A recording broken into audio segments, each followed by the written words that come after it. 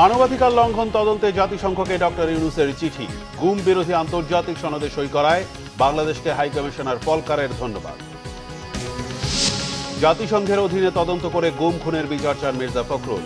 জিয়াউল হাসানকে ব্যাপক জিজ্ঞাসাবাদে দ্রুত তথ্য আদায়ের দাবি সালাউদ্দিনের। সুবিচার কায়েম না হলে অর্জিত স্বাধীনতার স্বাদ মিলবে না বলেছেন জামায়াতের আমির। ক্ষমতা যেন আবার খুনি সন্ত্রাসীদের হাতে চলে না যায়, আহ্বান ইসলামী আন্দোলনের। দেখছিলেন ক্রাউন সিমেন্ট সংবাদ শিরোনাম, এবার বিস্তারিত।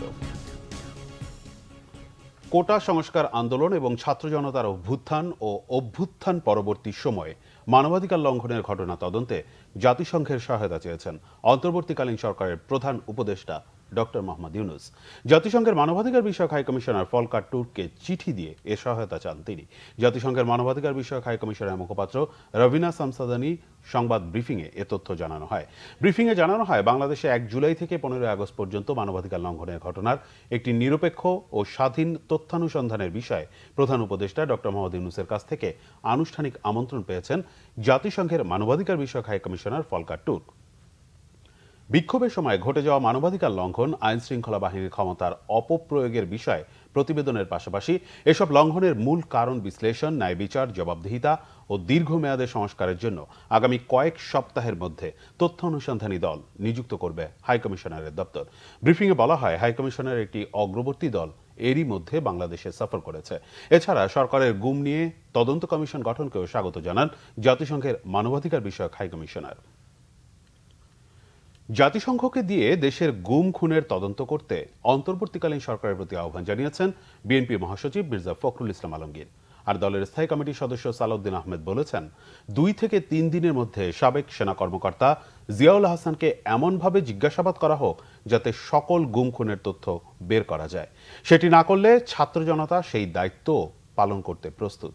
আন্তর্জাতিক গুম প্রতিরোধ দিবসে নয়াপল্টনে স্মরণসভায় বিএনপির নিখোঁজ নেতাদের পরিবারের সদস্যরা দ্রুত সময়ের মধ্যে আয়নাঘরের সকল তথ্য প্রকাশ্যে আনার দাবি জানান। মিরাজ হোসেন কাজী রিপোর্ট। আন্তর্জাতিক গুম প্রতিরোধ দিবসের এবারের কর্মসূচির ভিন্নতা হল, সরকারি বাহিনীর বাধা ছাড়াই বড় পরিসরে স্মরণসভা করতে পারল বিএনপি। শুধু তদন্ত নয়, তদন্ত করে এই গুমের শিকার ব্যক্তিদের খুঁজে বের করা। 2009 সালের পর থেকে বিএনপির সাবেক এমপি থেকে শুরু করে ছাত্রদলের নেতা কেউই বাদ যাননি গুমের শিকার থেকে। বছরের পর বছর অপেক্ষা করেও স্বজনদের ফিরে না পাওয়াদের কান্না এখনো থামেনি। বিএনপির এই স্মরণসভার উপস্থিতি রূপ নেয় সমাবেশে। এই জনসমুদ্রে বক্তব্য রাখেন দলের গুম থেকে ফিরে আসা নেতা সালাউদ্দিন আহমেদ। বক্তব্যের শুরুতে বলেন, 62 দিনের বন্দিদশার বর্ণনা দিয়ে আবেগাপ্লুত হতে চান না তিনি। তাই দায়ীদের বিচার করার হুঁশিয়ারি দেন বিএনপির এই সিনিয়র নেতা। জিয়াউল হাসানের পিছনে যারা ফ্যাসিবাদকে রক্ষা করার জন্য, হাসিনাকে রক্ষা করার জন্য, ক্ষমতা দীর্ঘায়িত করার জন্য যারা কাজ করেছিল, তারা এখনো রাষ্ট্রের বিভিন্ন জায়গায় আসীন আছে। আমি বলতে চাই, সরিষার মধ্যে ভূত রেখে এই অন্তর্বর্তীকালীন সরকার কোনো কিছু অর্জন করতে পারবে না।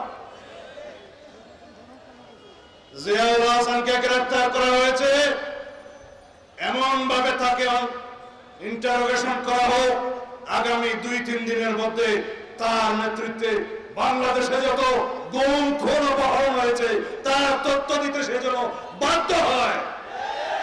অন্যথায় জেনে রাখবেন, চাপ দিচ্ছে না সরকারের উপরে, ছাত্র জনতা এখনো আন্দোলনে আছে, তাদেরকে নিয়ে যথাযথ ইন্টারোগেশন করা হবে। দলের সিনিয়র নেতারা বলেন, অন্তর্বর্তীকালীন সরকারকে সব ধরনের সহযোগিতা করতে চায় বিএনপি। একই সাথে তারা বলেন, প্রকৃত অপরাধীদের দ্রুত গ্রেপ্তার করে বিচারের আওতায় আনতে হবে সরকারকে। যারা জেনে শুনে চোখ বন্ধ করেছিল, জেনেও না জানার ভান করেছিল, দেখেও না দেখার ভান করেছিল, তাদেরকেও সামনে আনতে হবে। অর্থাৎ সার্বিক সত্যতা, এই প্রকল্পের পরিপূর্ণ সত্যতা জনসমক্ষে আনতে হবে। যখন এই বাচ্চাটা দাঁড়ায় সাফা, যখন সে বলে যে আমি আমার বাবার হাত ধরে রাস্তায় হাঁটতে চাই, ঈদের নামাজ পড়তে যেতে চাই, তখন পিতা আসে সম্বরণ করতে পারি না।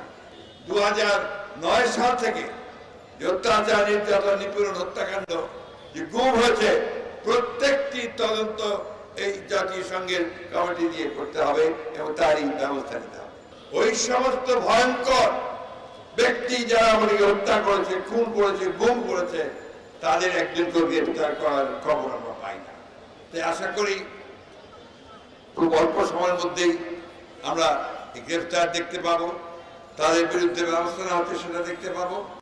বিএনপি নেতারা বলেন, এখনো ষড়যন্ত্র থেমে নেই। শেখ হাসিনা পালিয়ে গিয়ে প্রতিবেশী দেশে বসে মুক্তিকামী মানুষের বিরুদ্ধে নানা অপতৎপরতা চালানোর চেষ্টা করছে। তাই সজাগ থাকতে হবে দেশবাসীকেও। আমার প্রত্যেক বছর। মিরাজ হোসেন গাজী, বাংলা ভিশন, ঢাকা। বিএনপির স্থায়ী কমিটির সদস্য ডক্টর AZM জাহিদ হোসেন বলেছেন, আওয়ামী লীগ সরকারের আমলে গুমের সাথে জড়িতদের বিচার করা হবে। তিনি বলেন, স্বৈরাচারী হাসিনা ক্ষমতায় থাকতে অসংখ্য বিএনপি নেতাকর্মীদের গুম খুন করেছে। যারা এসব ঘটনার সাথে জড়িত তাদের সবাইকে আইনের আওতায় আনা হবে বলে জানান তিনি।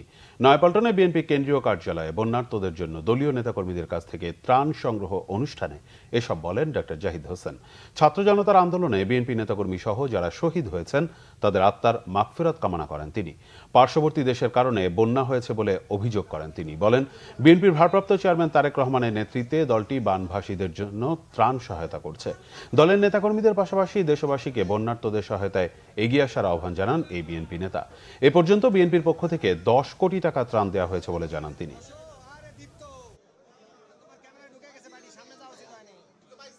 ভারপ্রাপ্ত চেয়ারম্যান দেশনায়ক জনাব তারেক রহমান আজকে বিএনপির নেতৃত্ব দিচ্ছেন। শুধু নয়, এদেশের মানুষের ভোটাধিকার পুনরুদ্ধার, গণতন্ত্র পুনরুদ্ধারের নেতৃত্ব দিচ্ছেন এবং সেই সাথে এই বানভাসী মানুষের পাশে দাঁড়ানোর জন্য বাংলাদেশ জাতীয়তাবাদী দল তার সকল অঙ্গ সহযোগী সংগঠনের কেন্দ্রীয় এবং জেলা পর্যায়ে, উপজেলা পর্যায়ে, পৌরসভা পর্যায়ে অর্থাৎ প্রতিটি ইউনিটকে এই ত্রাণ কার্যক্রমে অংশগ্রহণ করার জন্য সুনির্দিষ্ট দিক নির্দেশনা দিচ্ছেন।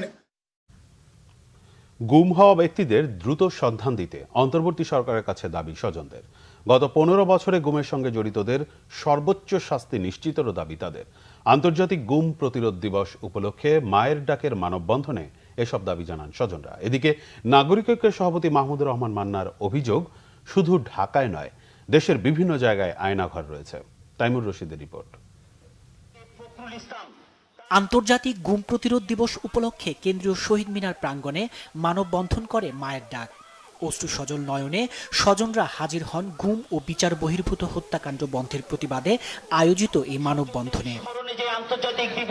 কারো স্বামী, কারো বা ভাই বোন গুমের শিকার। সময়টা কারো এক যুগ, কারো বা এর চেয়ে বেশি। একটু স্পর্শের আশায় বুক ফাটা আর্তনাদ।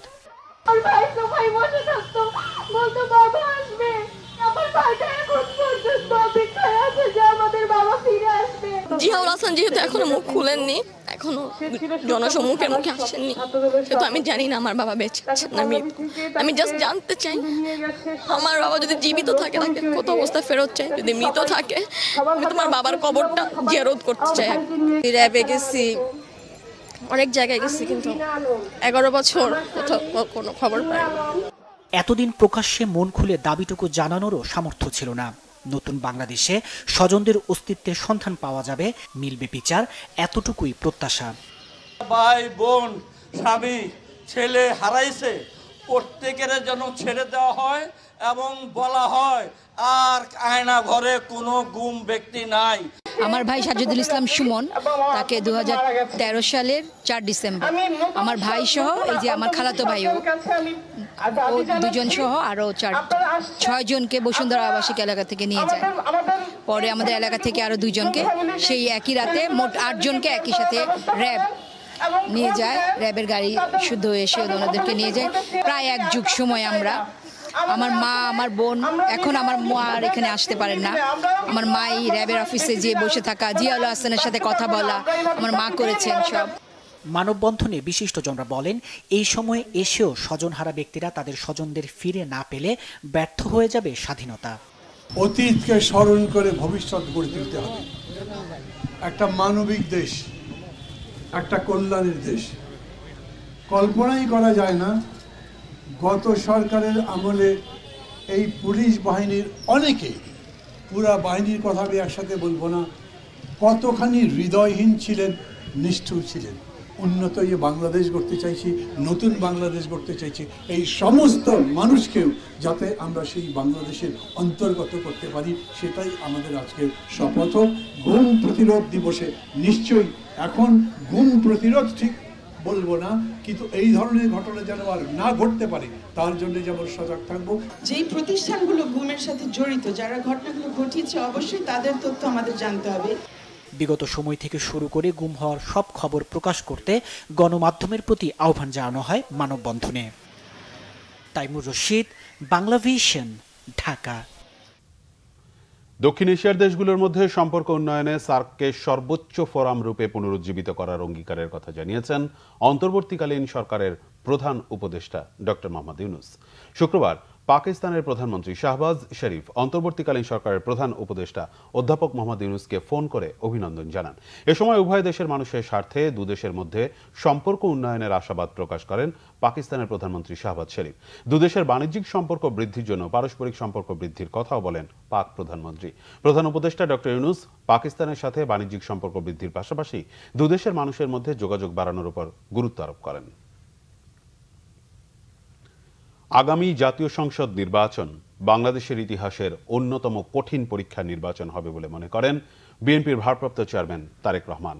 এজন্য দলীয় নেতাকর্মীদের সব প্রশ্নের ঊর্ধ্বে থেকে ঐক্যবদ্ধভাবে কাজ করতে হবে বলে উল্লেখ করেন তিনি। শুক্রবার রাজশাহী বিভাগের জেলাগুলোর নেতাকর্মীদের সঙ্গে ভার্চুয়াল মতবিনিময় সভায় তারেক রহমান এসব কথা বলেন। বিএনপির এক বিজ্ঞপ্তিতে একথা জানানো হয়েছে। তারেক রহমান বলেন, আগামী নির্বাচন হবে একটি কঠিন পরীক্ষা নির্বাচন। নির্বাচনের ফলাফলের জন্য বিএনপি সবসময় জনসমর্থনের উপর নির্ভরশীল। বিএনপি 17 বছর ধরে শত জুলুম ও নির্যাতন সহ্য করে যেভাবে জনগণের আস্থা ধরে রেখেছে তার ধারাবাহিকতা রাখতে হবে। দলের নেতাকর্মীদের উদ্দেশ্যে বিএনপির ভারপ্রাপ্ত চেয়ারম্যান বলেন, এমন কোনো কাজ করা যাবে না যা জনগণের আস্থা নষ্ট করে। বাংলাদেশ জামায়াতে ইসলামের আমির ডক্টর শফিকুর রহমান বলেছেন, রাষ্ট্রের প্রতিটি খাতে সুবিচার কায়েম করতে না পারলে বারবার স্বাধীনতা অর্জন করেও এর স্বাদ পাওয়া যাবে না। সুবিচার কায়েম করতে নিজ নিজ অবস্থান থেকে দায়িত্ব পালনের আহ্বান তার। ঢাকা মহানগর উত্তর পেশাজীবী সংগঠনের আয়োজনে সুধী সমাবেশে একথা বলেন জামাত আমির। সংবাদপত্র এবং বিচার বিভাগ পরিচ্ছন্ন হলে দেশের মানুষের বেশিরভাগ ক্ষেত্রে মুক্তি মিলবে বলে মন্তব্য করেন তিনি। ক্ষমতা বা গদির লোভে নয়, নিজ নিজ অবস্থান থেকে পেশাজীবীদের দক্ষ হয়ে গড়ে ওঠার আহ্বান জানান তিনি। রাষ্ট্রের সঠিক মেরামত করেই সুষ্ঠু নির্বাচন দেওয়ার আহ্বান জামাত আমিরের। এজন্য অন্তর্বর্তী সরকারকে জামাতের পক্ষ থেকে যৌক্তিক সময় দেওয়া হবে বলে জানান তিনি। পিলখানা এবং সাংবাদিক হত্যাকাণ্ড সহ সব হত্যার বিচার দাবি করেন তিনি। নতুন বাংলাদেশ ছাত্র জনতার আন্দোলনে শহীদ ও আহতদের আমানত হিসেবে উল্লেখ করে জামাত আমির বলেন, জনতার আমানত রক্ষা করতে জামাতের নেতাকর্মী সৎ ও দক্ষতার সাথে সমাজ বিনির্মাণে এগিয়ে আসবে।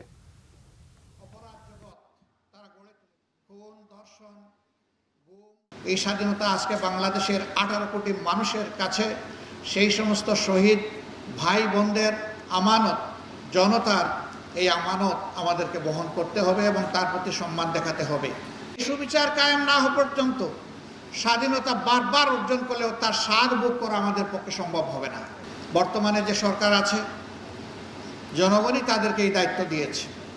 তাদের মূল কাজ হচ্ছে রাষ্ট্রের যে বিশাল ধ্বংস সাধন করা হয়েছে, প্রাতিষ্ঠানিক জায়গাগুলোকে এলোমেলো করে দেওয়া হয়েছে, সর্বনাশ করে দেওয়া হয়েছে, দ্রুততম সময়ের ভিতরে তারা এগুলাকে পুনর্বিন্যাস করবেন। আমরা তাদেরকে সঙ্গত সময় দেওয়ার পক্ষে। এখনো বাংলাদেশের আকাশে শকুনের ঘোরাঘুরি চলছে, এই ব্যাপারে আমরা যেন আত্মতৃপ্তিতে না ভুগি। আবারও কোনো ভুল সিদ্ধান্তে খুনি, সন্ত্রাসী, চাঁদাবাজ ও দখলবাজরা যেন ক্ষমতায় আসতে না পারে, সেজন্য দেশবাসীর প্রতি আহ্বান জানিয়েছেন ইসলামী আন্দোলন বাংলাদেশের আমির মুফতি সৈয়দ মোহাম্মদ রেজাউল করিম। বিকেলে শাহবাগ চত্বরে দলটির ছাত্র সংগঠন ইসলামী ছাত্র আন্দোলনের 33তম ছাত্র সমাবেশে তিনি অভিযোগ করেন, 5 আগস্টের পর একটি মহল স্বৈরাচারের মতো চাঁদাবাজি ও দখলদারি করছে। এ ব্যাপারে সতর্ক থাকতে হবে। ইসলামী আন্দোলনের আমির বলেন, গত 15 বছরে রাস্তায় নামলে খুন আর ঘরে থাকলে গুম। এতদিন স্বাধীন বাংলাদেশে বাস করেও বাস্তবিক অর্থে কেউ স্বাধীন ছিলেন না। অন্তর্বর্তী সরকারের প্রতি দৃষ্টি আকর্ষণ করে তিনি বলেন, এদেশের মুসলমানদের অবজ্ঞা করে কোনো কিছু করতে চাইলে তা হতে দেয়া হবে না। সমাবেশে নেতারা ভারতীয় পানি আগ্রাসনের বিপরীতে বাঁধ নির্মাণ ও শিক্ষা কারিকুলাম পরিবর্তনের দাবি জানান। আবার আমাদের ভুল সিদ্ধান্তের মাধ্যমে আমরা যেন এই সুন্দর দেশটাকে আবার একদম পরাধীনতা এবং খুনি-গুমি এবং চাঁদাবাজ সন্ত্রাসীদের হাতে আবার যেন আমাদের দেশটাকে তুলে না দেয়।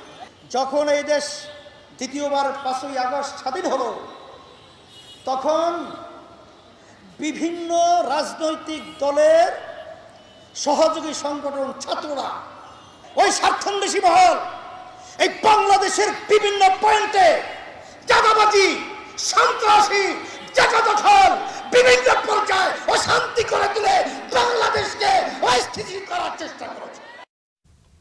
বিএনপির স্থায়ী কমিটির সদস্য মির্জা আব্বাস বলেছেন, সম্মিলিতভাবে বন্যা মোকাবেলা করছি, পেটে পাথর বেঁধে হলেও ভারতের আধিপত্যবাদকে মোকাবেলা করা হবে।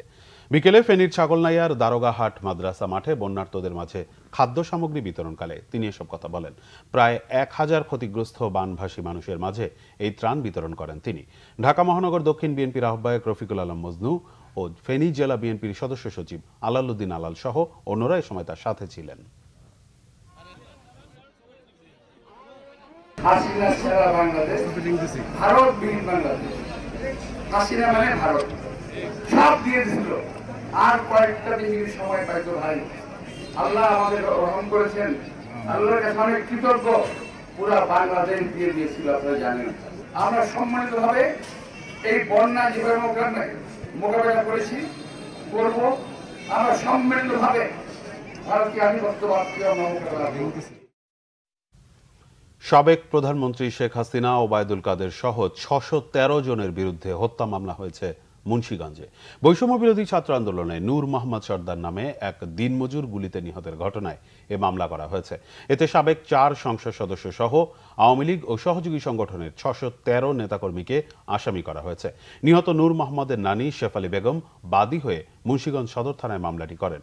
মামলায় নাম উল্লেখ করা হয়েছে 313 জনের, অজ্ঞাত আরও 300 জন। সদর থানার ওসি আমিনুল ইসলাম এ তথ্য নিশ্চিত করেছেন। মামলার এজাহারে বলা হয়েছে, 4 আগস্ট মুন্সিগঞ্জ শহরের সুপার মার্কেট এলাকায় ছাত্র জনতার উপর হামলা হয়। ওই সময় আওয়ামী লীগ, ছাত্রলীগের নেতাকর্মীরা গুলি চালান। এতে নূর মোহাম্মদ ছাড়াও রিয়াজুল ফরাজি ও সজল মোল্লা নিহত হন। ব্যয় সংকোচন নীতি অনুসরণ করায় পদ্মা সেতু প্রকল্পের প্রাক্কলিত ব্যয় সাশ্রয় হয়েছে 1835 কোটি টাকা, জানিয়েছেন সড়ক পরিবহন ও সেতু মন্ত্রণালয়ের উপদেষ্টা মোহাম্মদ ফাজলুল কবির খান।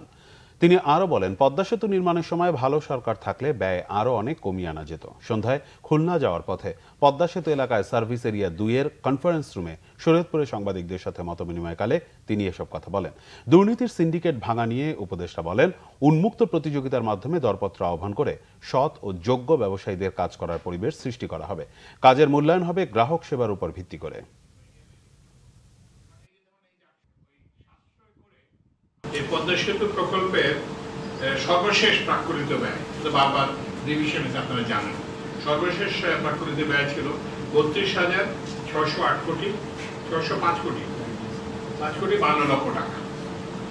তো এখন এই যে বললাম যে ব্যয় সংকোচন নীতি এবং এগুলো প্রচেষ্টা করে, তো এখন আমরা সর্বশেষ চূড়ান্ত ব্যয় এখন দাঁড়িয়েছে 30,770 কোটি টাকা, 70 কোটি 14 লক্ষ টাকা।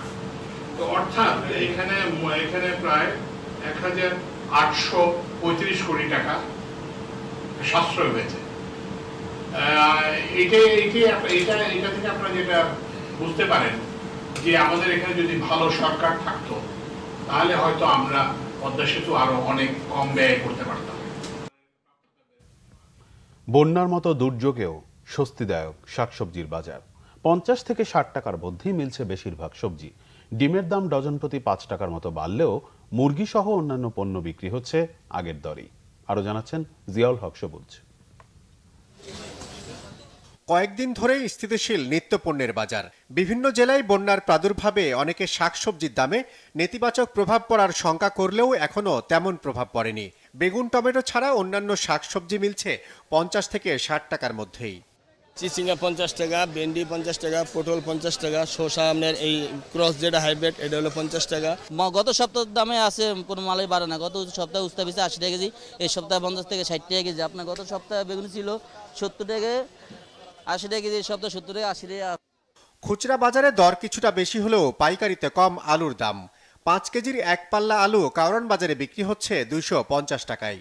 মাঝখানে একভাবে আছে, আগে বেশি ছিল, যেদিন গন্ডগোল হইল না এখানে ওই সঙ্গে আলুর দাম ছিল 290 টাকা পালা, 80 টাকা পালা, কেজি 6 টাকা কমছে। এই যে একজন বলে যে দাম কমছে, বাজারে দাম কমছে, কিন্তু আমরা এসে তো কোনো কিছু তো কম পাই না। আগে যে দামে কিনতাম এখনো সেই দামে আছে। রাজধানীর পাইকারি বাজার কারওয়ান বাজারে ব্রয়লার মুরগির কেজি 160 টাকায় বিক্রি হচ্ছে। ডিমের দাম কিছুটা বাড়তি হলেও অন্যান্য মুরগি মিলছে আগের দামেই। এগুলার আগের তুলনা কেজি প্রতি 20 টাকা 30 টাকা কমছে। সোনালী 240 টাকা আর ব্রয়লার 160 টাকা 65 টাকা। 150 টাকা ডজন বিক্রি করতেছি। লালটা, সাদাটা হলো 45 টাকা, হাঁস হলো 220 টাকা, দেশি মুরগি ডিম 240 টাকা। বন্যার মতো দুর্যোগের সময়ও বাজারে সরবরাহ এবং দামে সন্তুষ্ট ভোক্তারা। এখন তো আগের চেয়ে রিজনেবল, অবশ্যই রিজনেবল। হ্যাঁ, মাঝখানে তো 80 টাকার নিচে কিছুই ছিল না, এখন তো 60 টাকা 50 টাকা 60 টাকায় পাওয়া যায়। কমা শুরু হলো তখন বুঝলাম যে মানে সিন্ডিকেশন ছিল, আপনার চাঁদাবাজি ছিল, এগুলো বন্ধ হওয়ার পরে আলটিমেটলি কমে গেছে। দাম তো দেখছি এখানে করলা বা বেগুনের দাম তো আগের মতো, আগের চেয়ে একটু বেশি মনে হচ্ছে। যে 120 টাকা কিনতাম সেটা এখন 140 টাকা কিনছে। দাম সহনীয় রাখতে পথে ঘাটে চাঁদাবাজি বন্ধ এবং সিন্ডিকেট রুখতে নিয়মিত বাজার মনিটরিংয়ের তাগিদ ভোক্তাদের। জিয়াউল হক সবুজ, বাংলা ভিশন, ঢাকা। আরো কিছু খবর নিয়ে এখন একটি ডেস্ক রিপোর্ট। আন্তর্জাতিক গুম প্রতিরোধ দিবস উপলক্ষে মানববন্ধন হয়েছে সিলেটে। গুম হওয়া পরিবারের উদ্যোগে কেন্দ্রীয় শহীদ মিনারে কর্মসূচি পালন করা হয়। এতে গুম হওয়া পরিবারের সদস্য ছাড়াও বক্তব্য রাখেন সিলেট জেলা বিএনপি সভাপতি আব্দুল কাইয়ুম চৌধুরী সহ অন্যরা। সাবেক সংসদ সদস্য এম ইলিয়াস আলী, সাবেক ছাত্রদল নেতা ইফতেখার আহমেদ দিনার, জুনেদ আহমেদ ও গাড়ি চালক আনসার আলীর সন্ধানের দাবি জানান বক্তারা। বিপ্লবী ওয়ার্কার্স পার্টির সাধারণ সম্পাদক সাইফুল হক বলেছেন, পুলিশ সহ আইন শৃঙ্খলা রক্ষাকারী বাহিনী সমূহকে আর রাজনৈতিক নিপীড়নের জন্য ব্যবহার করা যাবে না। বিকালে মুন্সিগঞ্জে সুপারমার্কেট সংলগ্ন শহীদ চত্বরে একথা বলেন তিনি। ডামি নির্বাচনের হোতা নির্বাচন কমিশনারদের অবিলম্বে পদত্যাগ করা উচিত বলেও মন্তব্য করেন তিনি। তারা এখনো পদত্যাগ না করায় বিস্ময় প্রকাশ করেন সাইফুল হক। কক্সবাজার বিমানবন্দরের উন্নয়ন কাজ পরিদর্শন করেছেন সিভিল এভিয়েশনের নবনিযুক্ত chairman air vice marshal MD Mohammad Monjurul Kabir Bhuiyan. বিকালে তিনি রানওয়ে, লাইটিং সিস্টেম, রক্ষাবাদ, টার্মিনাল সহ জমি জটিলতার বিষয়গুলো ঘুরে দেখেন। এ সময় তিনি জানান, কক্সবাজার বিমানবন্দরকে আন্তর্জাতিক মানে উন্নীত করার কাজ প্রায় শেষ। বিদেশি কোম্পানিগুলোকে সময় মতো সব টাকা পরিশোধ করা হবে বলেও আশ্বস্ত করেন তিনি। বন্যা দুর্গতদের সহায়তায় সৌদি আরব দূতাবাসের পক্ষ থেকে নিত্য প্রয়োজনীয় পণ্য সহ ত্রাণ সামগ্রী হস্তান্তর করা হয়েছে। দূতাবাসে আয়োজিত অনুষ্ঠানে প্রথম সচিব ইব্রাহিম আল আহমারি এ ত্রাণ সামগ্রী হস্তান্তর করেন। বন্যা দুর্গত এলাকায় 1000 মানুষকে এ ত্রাণ সামগ্রী দেওয়া হবে। রাষ্ট্রদূত ইসা আল দুহাইলানের পক্ষে দূতাবাসের কর্মকর্তা কর্মচারীরা এ ত্রাণ সামগ্রী বিতরণ করবেন বলে জানানো হয়। বন্যা দুর্গতদের পাশে থাকার আশ্বাসও দিয়েছে সৌদি আরব। Bangla Vision news desk. এবার খেলার সংবাদ।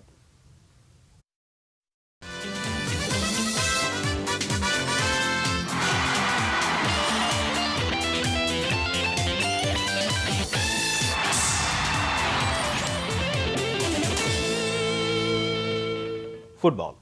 ভুটানের বিপক্ষে দুটি আন্তর্জাতিক প্রীতি ম্যাচ খেলতে এখন থিম্পুতে বাংলাদেশ দল। দুপুরে ঢাকা ছাড়ে তারা। ফিফা র্যাঙ্কিংয়ে এগিয়ে যেতে স্বাগতিকদের হারানোর লক্ষ্য জামাল ভুঁইয়াদের।